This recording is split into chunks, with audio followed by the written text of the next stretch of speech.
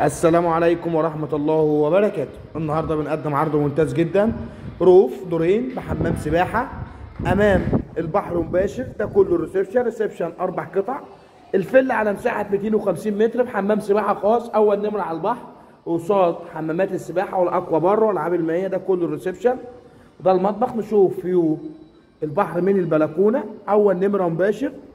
حاجة جميلة، بلكونة عالمية تتعدى طولها 100 متر، ربنا يا رب يبارك.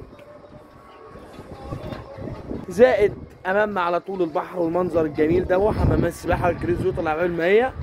الروب حمام سباحه خاص، 4 غرف نوم، 6 حمام كل اوضه، ال4 غرف بحمام خاص. حاجه جميله ربنا يبارك.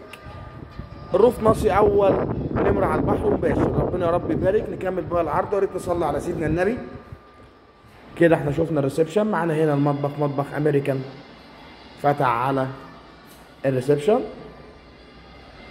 فيو جميل، وجه بحري على مساحه 250 متر كل طابق. يعني معانا مساحه العماره 250 متر، شقه واحده. معانا هنا اول غرفه ماستر روم، ده الحمام بتاعها. دي الغرفه، ده منظر التشطيب. النجاره كلها المونتان، حاجه جميله جدا ربنا يا رب يبارك.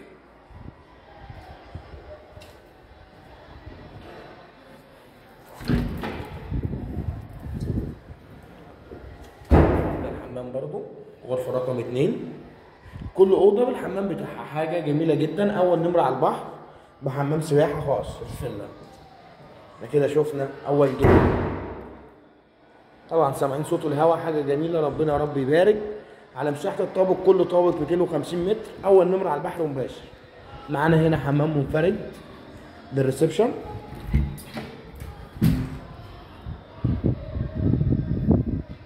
معانا غرفة رقم 3 بالحمام بتاعها برضو، ده الحمام. أوضة رقم 3 بالحمام بتاعها، كل أوضة بماستر روم. حاجة جميلة جدا ربنا يا رب يبارك لصاحب النصيب. كده غرفة رقم 4 وحمام رقم 4.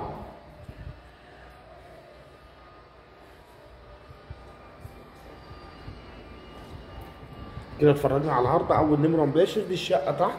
نطلع للروف، سلم رخام بيطلعنا للروف. بنلاقي قاعده وحمام وبسين وحاجه جميله، اول نمره على البحر مباشر. احنا كده اللهم صل على النبي. ده حمام سباحه على البحر مباشر.